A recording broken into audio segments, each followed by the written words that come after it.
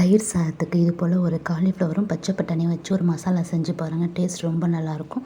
அதுக்கு ஃபஸ்ட்டு கடலைப்பருப்பு ஒரு கைப்பிடி அளவு எடுத்து ஊற வச்சுக்கோங்க. அப்படி வேணான்னா கடல மாவு கூட சேர்த்துக்கலாம். ஊற வச்சுட்டு அதுக்கப்புறம் காலிஃப்ளவர் எண்ணெயில் போட்டு எடுத்து வச்சுக்கோங்க.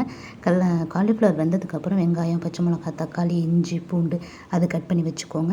தேங்காய் ஒரு கைப்பிடி அளவு, மிளகு, ஜீரகம்.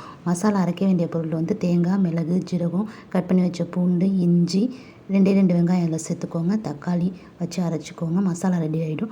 அதுக்கப்புறம் நம்ம வெங்காயம், பச்சை கொத்தமல்லி, கருவேப்பிலை இருக்குது பார்த்திங்களா, அதையும் தனியாக எடுத்து வச்சுக்கோங்க. கடலப்பருப்பு ஊற வச்சாலும் அதையும் அந்த மசாலாவோட சேர்த்து அரைச்சி விட்டுக்கோங்க. காலிஃப்ளவரில் போட்டு அந்த மசாலா நல்லா கலந்து விட்டுக்கோங்க.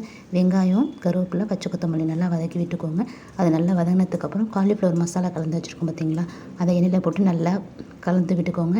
அதுக்கப்புறம் பச்சை பட்டாணி கொஞ்சமாக போட்டு அதையும் நல்லா வறுத்து விட்டுக்கோங்க. கொஞ்சமாக தண்ணி விட்டு எல்லாம் ஒன்றா சேர்த்து வேக வைங்க. அதுக்கப்புறம் கரம் மசாலா, கொத்தமல்லி பொடி, அப்புறம் தனி மிளகாத்தூள் எல்லாத்தையும் போட்டு நல்லா கிளறிட்டு எண்ணெய் பிரிஞ்சு வந்தோடனே எடுத்திங்கன்னா சுவையான காலிஃப்ளவர் மசாலா ரெடி ஆகிடும். இது தயிர் சாதத்துக்கு தொட்டு சாப்பிட்டிங்கன்னா டேஸ்ட் நல்லா